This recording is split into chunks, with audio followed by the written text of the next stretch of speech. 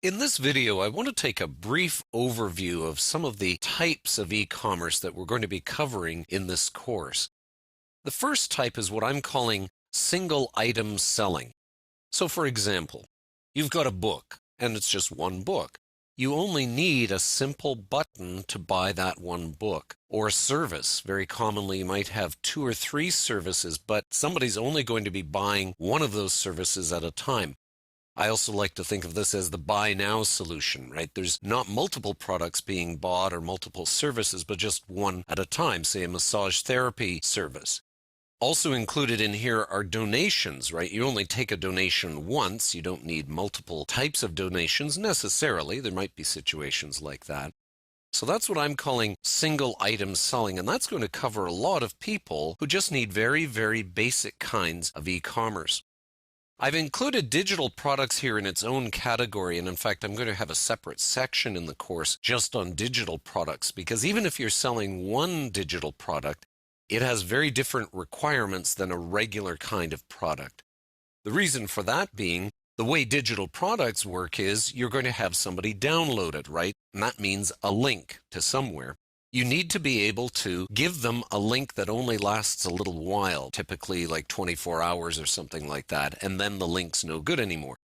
But that requires a very special kind of software for that, and we'll talk about the kinds of plugins you can get for WordPress that will handle that.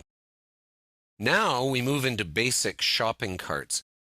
A shopping cart really has 3 elements, and I'll talk more about this at another point, but you've got your product catalog, a listing of all the items you have for sale.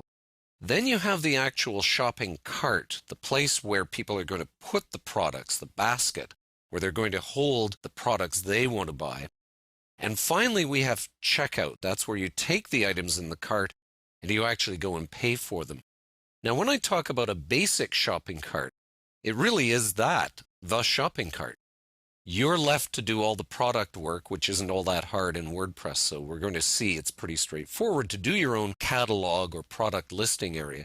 Then the plugin handles the actual shopping cart element of things, and then checkout is totally handled by a third party, and that's that.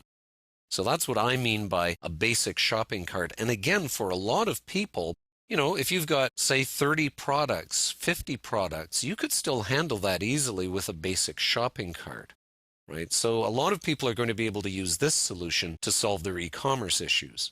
And finally, we come to the complete shopping cart solution. Now here, the plugin or whatever we're using is going to have the catalog element to it. That's sort of pre-made for you. You're just filling in the products you want. Then it's handling, of course, the shopping cart. And typically this shopping cart is going to be a lot more sophisticated, especially when you handle things like taxes and types of shipping and so forth. And while it may not handle the checkout, because that's often better left to a third-party processor anyway, somebody like PayPal or 2Checkout or ones like that, still, you like to be able to interact with that checkout process. So the checkout process will often give information once the sale has gone through.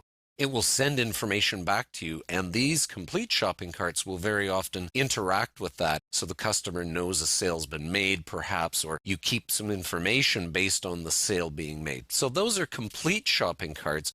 And I've put in here plugins versus standalone. What does that mean? Well, there are lots and lots of plugins for WordPress that will handle complete shopping cart functions.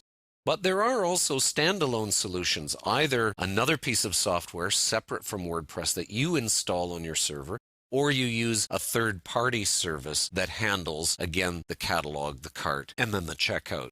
So there's a lot of options here, and we'll talk about how to integrate those standalone solutions with WordPress. But primarily we'll focus on plugins for WordPress that are complete shopping carts. So there's an overview of the types of e-commerce and how a lot of different business situations can be handled through WordPress.